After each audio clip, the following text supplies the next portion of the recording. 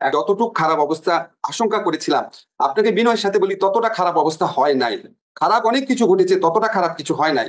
তারপরেও যেগুলি স্বরাষ্ট্র মন্ত্রণালয়, কিন্তু আমাদের এখানে অনেকে মনে করে কি, যেহেতু আমি আইনমন্ত্রী, তো আইন শৃঙ্খলা পরিস্থিতি হচ্ছে আমার এটা আমার না রে ভাই। তারপরও আমরা একসাথে কোঅর্ডিনেটেড ওয়েতে কাজ করি, সব ব্যর্থতার ক্ষেত্রে যৌথ দায়িত্বের অংশ হিসেবে আমারও দায়িত্ব আছে। কিন্তু আলাদাভাবে এককভাবে এটা আমার মন্ত্রণালয় দেখার বিষয় না। আওয়ামী লীগ আমলে ময়না তদন্তের রিপোর্ট কিভাবে দেওয়া হতো, এটা জি, নিশ্চয়ই আপনার মনে আছে। রাইট। জাজ্জলমান হত্যার ঘটনা আওয়ামী লীগ আমলে ময়না তদন্তে বহু ঘটনা পত্র পত্রিকা পড়েছি আমরা, ঘুরিয়ে দিত। যতটুকু খারাপ অবস্থা আশঙ্কা করেছিলাম, আপনাকে বিনয়ের সাথে বলি ততটা খারাপ অবস্থা হয় নাই। খারাপ অনেক কিছু ঘটেছে, ততটা খারাপ কিছু হয় নাই। তারপরেও যেগুলি খারাপ কিছু ঘটেছে সেখানে আমাদের সরকারের কিছু ক্ষেত্রে ব্যর্থতা থাকতে পারে, অবশ্যই আমরা ব্যর্থতা থেকে শেখার চেষ্টা করছি। আপনাকে একটা এক্সাম্পল বলি, আদালত প্রাঙ্গণে যখন হামলার ঘটনা ঘটলো, তখন এটা তো আসলে দেখার কথা হচ্ছে ধরেন স্বরাষ্ট্র মন্ত্রণালয়, কিন্তু আমাদের এখানে অনেকে মনে করে কি, যেহেতু আমি আইনমন্ত্রী, তো আইন শৃঙ্খলা পরিস্থিতি হচ্ছে আমার এটা আমার না রে ভাই। তারপরও আমরা একসাথে কোঅর্ডিনেটেড ওয়েতে কাজ করি, সব ব্যর্থতার ক্ষেত্রে যৌথ দায়িত্বের অংশ হিসেবে আমারও দায়িত্ব আছে। কিন্তু আলাদাভাবে এককভাবে এটা আমার মন্ত্রণালয় দেখার বিষয় না। তখন আমি স্বরাষ্ট্র মন্ত্রীর সাথে কথা বললাম, কথা বলে আমরা অনেক ইনোভেটিভ টেকনিক বের করা শুরু করলাম যে কি করব, মানুষ এত ক্ষুব্ধ। আমি যখন জিজ্ঞেস করলাম স্বরাষ্ট্র মন্ত্রণালয়কে যে এই মানুষ যেভাবে মারতে আসছে আপনারা ঠেকান না কেন, পুলিশ বলে পুলিশ ঠেকাতে গিয়েছিল, তখন তো পুলিশের মরাল কারেজ ছিল না। যারা মারতে এসেছে তারা পুলিশকে অকথ্য গালাগালি করে বলছে, তোরা শেখ হাসিনা পুলিশ না, মাইরা তোদেরকে ঝুলায় রাখবো। আমাদের ধাক্কা দিস, মানে পুলিশের তো তখন মরালিটি নাই। কিছুদিন আগে পুলিশের বাহিনীর সদস্যরা হাজার হাজার ছাত্র জনতাকে হত্যা করেছে, সেই পুলিশ কি ওই মরাল কারেজটা থাকে?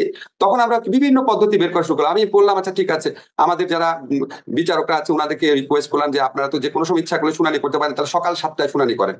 মানুষ তো সকাল 7টায় জড়ো হবে না। আপনি দেখবেন আনিসুল হক সাহেব এবং সালমান এফ রহমান ওনাদের পরে শুনানিটা সকাল 7টায় হয়েছিল, কেউ ওনাদেরকে মারে নাই। এরকম আমরা বিভিন্ন রকম ভাবে অ্যাড্রেস করার চেষ্টা করছি, সব আপনাকে বলতে পারবো না। প্রতিনিয়ত সেটা নিয়ে আমরা ভাবি, আমরা উপদেষ্টা পরিষদ সদস্যরা বসি, সবাই চেষ্টা করে। কিছু জিনিস আমরা করতে পারি না, কারণ আপনি বিপ্লব পরবর্তী সময়ে মানুষের অনেক অন্য ধরনের এক্সপেকটেশন থাকে, এত বছরের রাগের আউটবার্টস থাকে। সলিমুল্লাহ ভাই যেটা বলেছে যে বিভিন্ন ধরনের সরকার, ওটা বলতে পারে। আমাদের তো, আমরা তো একটা পলিটিক্যাল পার্টির গভর্নমেন্ট না। পলিটিক্যাল পার্টির গভর্নমেন্ট হয় কি, তারা অনেকদিন একসাথে কাজ করে, তাদের মধ্যে কোঅর্ডিনেশন থাকে, তাদের একটা দক্ষ কর্মী বাহিনী থাকে। আমরা তো কেউ কারোর সাথে আগে কাজ করি নাই, আমরা সবাই একসাথে নতুন করে আসছি। আমাদের এটি আমার মনে হয় যে এই বক্তব্য পরিষ্কার। আমার মাঝে মাঝে মনে হয় যে আমি যদি মানে পররাষ্ট্র মন্ত্রণালয়ে থাকতাম, তো ভারতে যে মুসলিম নির্যাতনের ঘটনা ঘটে, আমি ওখান থেকে বলার চেষ্টা করতাম যে আমরা খুবই উদ্বিগ্ন যে ভারতে মুসলিম নির্যাতনের ঘটনা ঘটছে কেন।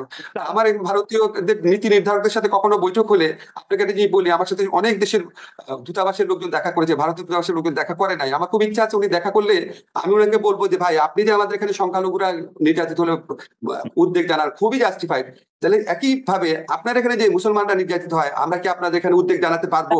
যার মৃত্যুতে শেখ হাসিনার গদি নড়ে গিয়েছে, সেই আবু সাইদের মৃত্যু বুলেট নয়, মাথায় মাথায় আঘাতে ত্বরান্বিত হয়েছে, এমন ময়নাতদন্ত প্রতিবেদনের তথ্য এখন আলোচনায়। এটা নিয়ে কি বলবেন আমাদের যদি সংক্ষেপে একটু বলেন।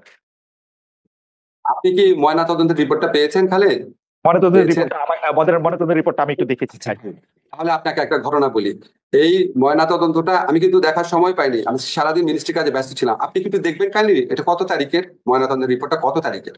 আচ্ছা, ময়নাতদন্তের আচ্ছা, রিপোর্ট। আমি আপনাকে ক্ল্যারিফাই করি। হ্যাঁ, জি আচ্ছা ফাইন, আমি আপনাকে ক্ল্যারিফাই করি। আপনার কি মনে আছে আওয়ামী লীগ আমলে ময়না তদন্তের রিপোর্ট কিভাবে দেওয়া হতো? জি, এটা নিশ্চয়ই আপনার মনে আছে।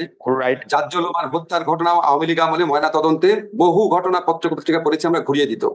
এখন আপনি যদি এই ও আমলেও ময়না আচ্ছা আচ্ছা তদন্তের আচ্ছা ঘটনা আচ্ছা, ঘটে, হ্যাঁ, রাইট। ময়নাতদন্তের রিপোর্টটা 24শে জুলাই, মনে আছে? 24শে জুলাই দেওয়া, জি 24শে জুলাই দেওয়া। জি, অর্থাৎ আওয়ামী লীগ আমলেই দেওয়া। 24শে জুলাই জুলাই, দেওয়া হ্যাঁ, আওয়ামী রাইট, লীগ আওয়ামী লীগ আমলের আমলেই দেওয়া। ময়নাতদন্ত রিপোর্ট। রাইট। আপনাদের কি বিচার বিবেচনা বোধ কি হারিয়ে গেছে? আপনাদের যারা এই সমস্ত প্রশ্ন তোলেন, আপনাদের কাছে অনুরোধ করি, আপনারা কি ভুলে গেছেন যে আওয়ামী লীগ আমলে ময়না তদন্তের রিপোর্ট, পুলিশের তদন্তের রিপোর্ট, ডাক্তারের রিপোর্ট, ওকে। সবকিছু কিভাবে ম্যানিপুলেট করা হতো? কাজে আমরা ঠিক ডেফিনেটলি আবার ময়না তদন্ত করবো, এবং এই ময়না তদন্ত যদি ভুল হয়ে থাকে, ম্যানিপুলেটেড হয়ে থাকে, অবশ্যই আমরা দেশবাসীর কাছে প্রকাশ করবো। আসিফ ভাই, আপনার কাছে কি মনে হচ্ছে না যে আপনি গত সরকারের মতো একই ভাষায় কথা বলছেন? আমরা গত সরকারকে যখন এই প্রশ্ন করতাম, তখন তারা বলতো কেন বিশ্বজিৎ হত্যাকাণ্ডে তো শাস্তি হয়েছে, কেন 6 খুন যে নারায়ণগঞ্জে হয়েছে তার তো আমরা শাস্তি দিয়েছি, একই কথা তো এরকম বলতো। কিন্তু এই যে ঘটনাগুলি যে জি জি এই জি ঘটনাগুলি ঘটার ক্ষেত্রে জি। একটা একটা একটা একটা প্রচ্ছন্ন প্রভাব এই সরকারের থাকছে কিনা, মানে আচ্ছা, আপনাকে বলি, সরকার আপনি যে এক্সাম্পলটা দিয়েছেন এরকম 2-3টা উদাহরণ ছিল তাদের গত 15 বছরে, আর হাজারো উদাহরণ ছিল যেখানে বিচার করা হয়নি, হাজারো উদাহরণ ছিল। ঢাকা বিশ্ববিদ্যালয়ে যতগুলা আক্রমণের ঘটনা ঘটেছে কোনো বিচার হয়নি। তো ওদের ছিল আপনার হাজারো ঘটনার পিছনে এটাকে 2-3টা ঘটনার কথা বলতো, তাও পাবলিক জনমতের চাপে দিয়েছে। আপনি বলেন যে আমরা এটা প্রতিরোধ করতে ব্যর্থ হয়েছি কিনা, আমরা কি বলবো, বিনা আইনে, মানে আপনি আইনগত ভাবে একটা লোককে মেরে ফেলতে পারেন যদি বিচার টিচার করে ফাঁসি দেন বা right of private defence properly use করেন। বেআইনি ভাবে কাউকে আঘাত করা, কাউকে মারা, এই মবক্রেসি করা, এগুলি গুরুতর ফৌজদারি অপরাধ। অবশ্যই এগুলি কেউ যদি করে আমরা প্রতিরোধে ব্যর্থ হতে পারি, কিন্তু বিচারে ব্যর্থ না। এবং এটা গৃহীত হয়েছে। তবে একটা খুব গুরুত্বপূর্ণ বিষয় হয়েছে উপদেষ্টা পরিষদে। উপদেষ্টা পরিষদ মনে করেছে আমরা যে অ্যামেন্ডমেন্টটা করেছিলাম, আইনের অ্যামেন্ডমেন্ট, সেখানে অর্গানাইজেশনকে শাস্তি দেওয়ার বিধান ছিল।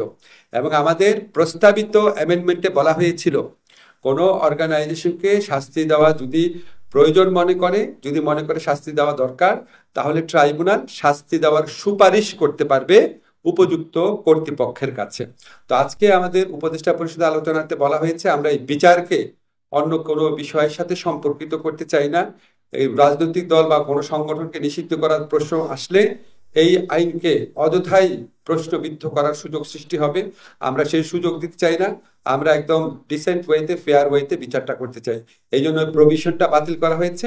আর একটা বিষয় হচ্ছে আমরা অনুভব করেছি কোনো রাজনৈতিক দল বা অন্য কোনো সংগঠন তাদের অপরাধমূলক কার্যক্রমের জন্য যদি নিষিদ্ধ করার প্রয়োজন হয়, যদি নিষিদ্ধ করার দাবি উঠে সমাজে, তাহলে আমাদের অন্যান্য আইন রয়েছে, সেই সমস্ত আইনে নিষিদ্ধ করার বিধান আছে। সন্ত্রাস দমন আইনে রয়েছে, নির্বাচনী আইনে রয়েছে, 1978 পলিটিক্যাল পার্টি অর্ডিন্যান্সে রয়েছে।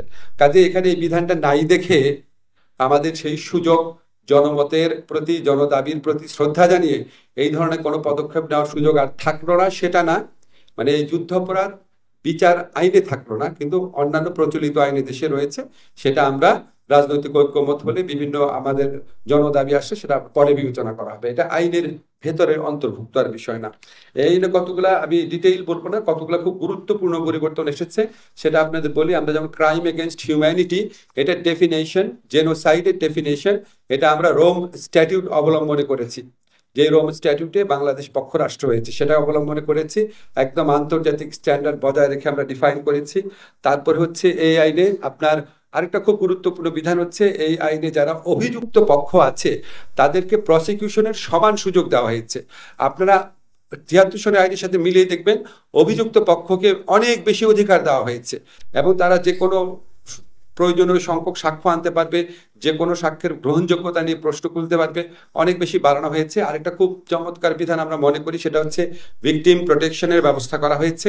যারা এখানে সাক্ষী দিতে আসবেন বা যারা আপনার কোনো কারণে যদি 164 দেন বা যে কোনোভাবে সাক্ষ্য দেন, তাদের প্রোটেকশনের জন্য পর্যাপ্ত ব্যবস্থা করা হয়েছে।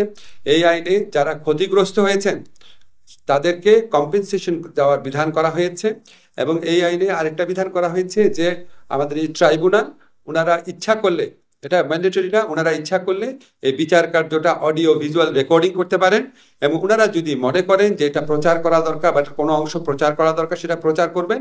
কিন্তু এখানে যে পক্ষগুলো আছে তাদের যে ডিগনিটি, তাদের যে প্রাইভেসি, তাদের যে অধিকার, সেটার দিকে নজর রেখে এটা করা হবে। আমরা ডেফিনেশনটা খুব ক্লিয়ার করেছি। যেমন আপনার 3 ধরনের প্রতিষ্ঠানের, 3 ধরনের বাহিনীর বিচারের আওতায় আনার বিধান করা হয়েছে।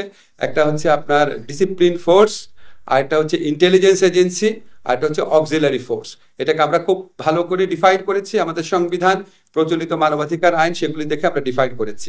তো এটা যেহেতু উপদেষ্টা পরিষদে গৃহীত হয়েছে, এটা গেজেট আকারে প্রকাশিত হলে এটা আপনার আইনে পরিণত হবে। আর কিছু বিষয় আপনারা আগে থেকেই জানেন যে এই আইনে বিদেশি আইনজীবী নিয়োগের বিধান আছে। যে ইচ্ছা করলে প্রসিকিউশন, ডিফেন্স যে ইচ্ছা করবে আপনার ফরেন লয়ার নিয়োগ করতে পারবে। এবং আরেকটা চমৎকার বিধান হচ্ছে এটাতে অবজারভারের বিধান এক্সপ্লিসিটলি আছে। তো আন্তর্জাতিক বা দেশীয় হিউম্যান রাইটস অর্গানাইজেশন যে চায় এই বিচার শুদ্ধভাবে হচ্ছে কিনা, গ্রহণযোগ্যভাবে হচ্ছে কিনা, ওনারা এখানে উপস্থিত থেকে এটা মনিটরিং এর কাজ করতে পারে, অবজার্ভ করতে পারে। আমাদের এখানে একদম মানে অল আউট অ্যাক্সেস দেওয়া আছে। নর্মাল অ্যাপিল তো থাকবেই অ্যাপিলেট ডিভিশনে। এছাড়া ইন্টারলোকিউটরি কোনো অর্ডার, ইন্টারলোকিউটর মানে বিচার কার্য শেষ হওয়ার আগেই, বিচার কার্য চলাকালীন সময় কোনো পক্ষ যদি প্রশ্ন উত্থাপন করে যে এই মামলাটা এই আদালতে চলতে পারে কিনা, বা এই আদালত যদি, এই ট্রাইব্যুনাল যদি কারো বিরুদ্ধে অবমাননার অভিযোগ আনে, এই সমস্ত 2টা ক্ষেত্রে ওনারা ইন্টারলোকিউটরি বা অন্তর্বর্তীকালীন প্রতিকার পাওয়ার জন্য পর্যন্ত আপিলের ডিভিশনে যেতে পারবে, আপিলের সুযোগ আরো বৃদ্ধি করা।